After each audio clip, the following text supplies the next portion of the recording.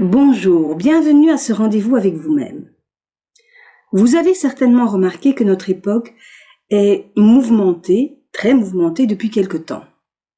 Les médias nous bombardent d'informations souvent inquiétantes, nous vivons des choses parfois difficiles dans notre quotidien, ou nous sommes témoins de situations inhabituelles dans notre entourage.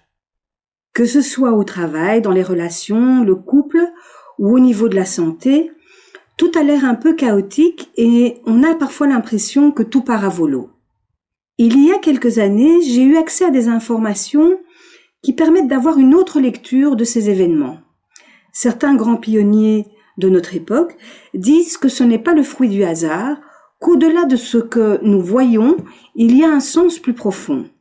Voyant encore beaucoup de personnes affectées par ce qui se passe dans le monde ou dans leur vie, je me suis dit qu'elles n'étaient pas au courant du sens caché de ces événements. C'est pourquoi, depuis peu, je propose des conférences et aussi des vidéos pour partager cette information. Je vous propose pendant quelques minutes d'avoir un autre regard. Un regard qui, je l'espère, vous permettra de percevoir la situation autrement en découvrant ce qui se joue en arrière-plan, mais aussi à prendre conscience de votre rôle, de notre rôle à tous et du choix crucial que nous sommes tous invités, sans exception, à faire maintenant. C'est parti. Aujourd'hui est un moment important pour vous et moi, mais aussi pour l'avenir de chacun. Peut-être vous demandez-vous pourquoi il y a tant de turbulences dans le monde en ce moment et parfois dans votre vie. Si vous êtes prêt à entendre que ces turbulences ont leur raison d'être et un sens plus profond, je vous invite à découvrir ou à vous rappeler ce qui suit. Nous vivons actuellement une période de grands changements au niveau collectif et individuel. Depuis quelques années, nous avons entamé un nouveau cycle dans l'évolution humaine dont les effets se font sentir de plus en plus forts depuis 2012 et vont encore monter en puissance dans les années à venir. Ce qui se passe actuellement trouve son origine dans quelque chose de beaucoup plus vaste que notre vie quotidienne. Sans entrer dans les détails, je vous situe brièvement le contexte. Nous, les humains, vivons sur la Terre. Notre Terre fait partie du système solaire, qui lui-même fait partie d'une galaxie. Cette galaxie en côtoie d'autres et toutes se déplacent dans l'univers, ce qui permet de dire que l'univers est en expansion, en perpétuel mouvement. Tout comme notre galaxie, notre système solaire se déplace. Vous voyez sur cette image virtuelle que le Soleil suit une trajectoire et entraîne tous les astres en orbite autour de lui. Notre Terre suit aussi ce mouvement. Elle change de position et arrive dans un secteur de l'espace où elle subit des influences cosmiques qui ont un impact sur sa structure, son magnétisme, son atmosphère et sa vibration. On dit qu'elle est en transition, appelée aussi ascension terrestre. Sa vibration s'élève, s'harmonise avec son nouvel environnement. Bien que peu de personnes s'y attardent, la Terre a connu beaucoup de revirements au fil des millénaires. Inversion des pôles, période glaciaire, cataclysmes géologiques, changements climatiques, maladies, virus ayant même balayé certaines civilisations de sa surface. Elle connaît aujourd'hui des variations similaires. Nous nous trouvons dans la période Sas, nous menant de l'ancien cycle au nouveau, un moment où les deux se chevauchent avant de s'établir complètement dans l'étape suivante des cycles d'évolution de la Terre. Cette montée vibratoire a des conséquences sur la Terre elle-même, causant entre autres des catastrophes naturelles, mais aussi sur tous les organismes présents sur Terre, dont nous, les êtres humains. Pour chacun de nous, ce nouveau cycle porte sur une évolution peu visible à l'œil nu. Celle du corps physique, qui va se situer au niveau cellulaire de l'ADN, mais aussi celle de l'esprit et de la conscience humaine qui va s'ouvrir, s'élargir. Nous sommes entrés dans l'ère de l'éveil de l'esprit, de l'élévation de la conscience et l'ouverture du cœur. Un cycle qui durera un peu plus de 2000 ans. Pour faire ce pont, le passage d'un cycle à l'autre nécessite un moment pour s'adapter, apprendre de nouvelles choses et mettre le changement en place. En d'autres mots, une période de transition. C'est là où nous nous trouvons aujourd'hui. Dans la période de transition vers un nouveau monde appelé l'humanité universelle. La transition provoque des perturbations dans tous les domaines de la vie, ce qui peut parfois être déroutant, voire inquiétant ou démoralisant pour certaines personnes. Les domaines qui sont ou vont encore être touchés par cette transition sont les infrastructures, la santé, la gouvernance, l'environnement, l'éducation, l'économie, les arts, la spiritualité, la science et les relations. Voici quelques exemples de perturbations que vous connaissez déjà. Au niveau collectif, on parle de crise financière, crise de l'emploi, crise sociale et crise politique, augmentation de tensions, de guerres et de conflits.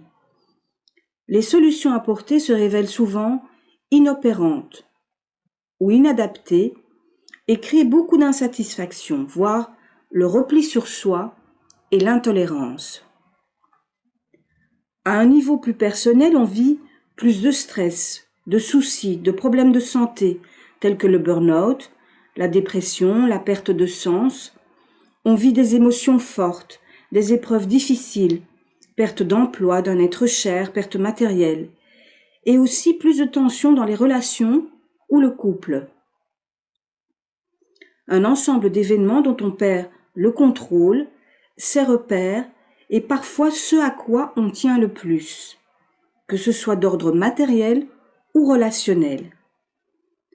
Une perte qui peut susciter ce qu'on appelle en langage courant le pétage de plomb. On s'aperçoit que ce qui marchait avant en matière de solution ne fonctionne plus, sans savoir pourquoi, et qu'on est touché dans ce qui nous tient le plus à cœur, ce qui nous sécurise, nos plus grands attachements.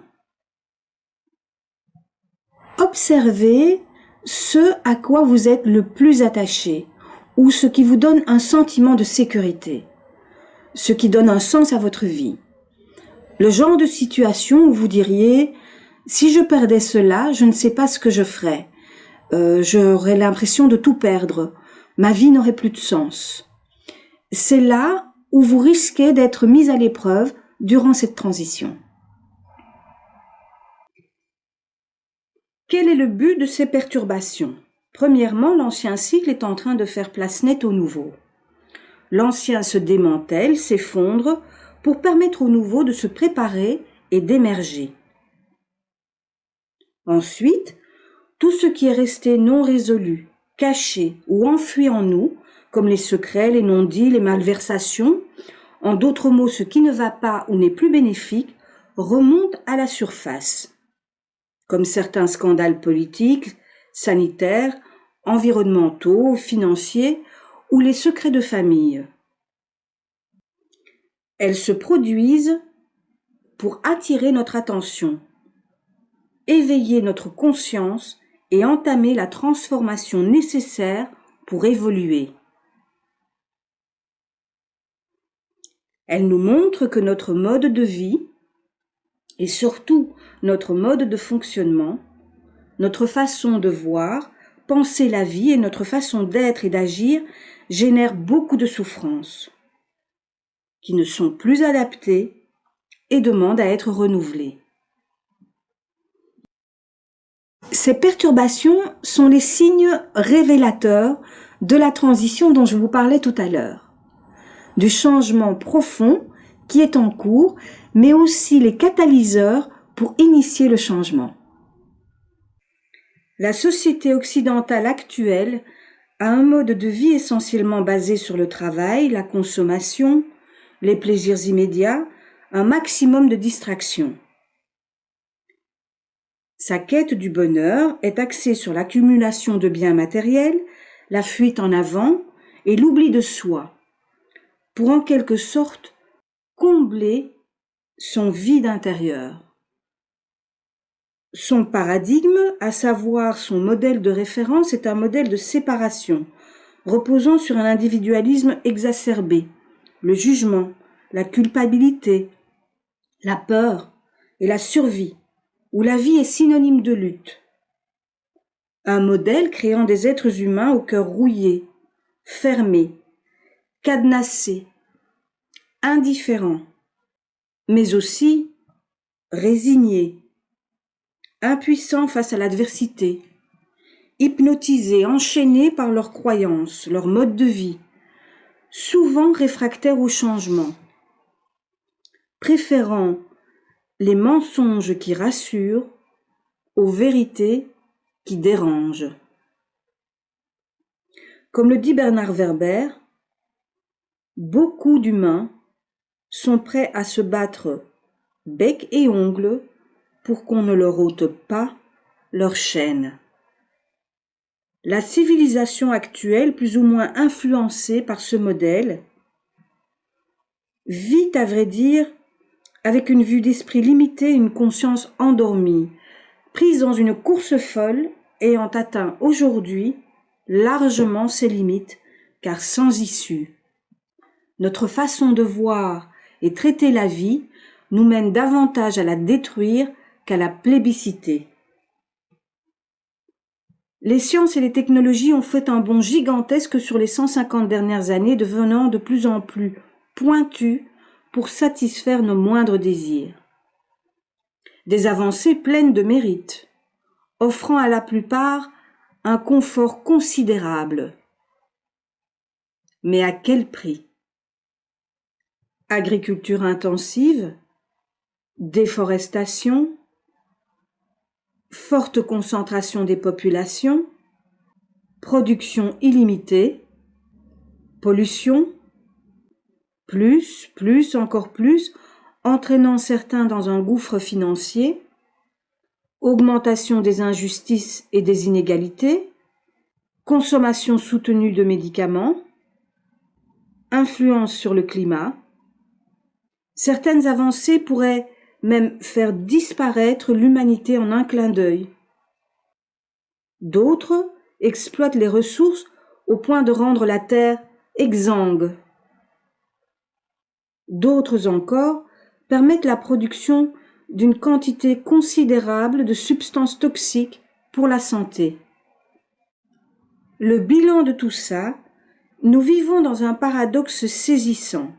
Face à un confort extérieur de plus en plus grand, notre confort intérieur est en déclin suite aux conditions de vie de plus en plus difficiles, éreintantes et malsaines pour tous. Qu'en est-il de la conscience humaine? La comparaison de notre évolution matérielle avec celle de l'esprit et de la conscience nous révèle que la première a suivi une progression vertigineuse, alors que l'évolution de la conscience humaine n'a pas suivi le même rythme.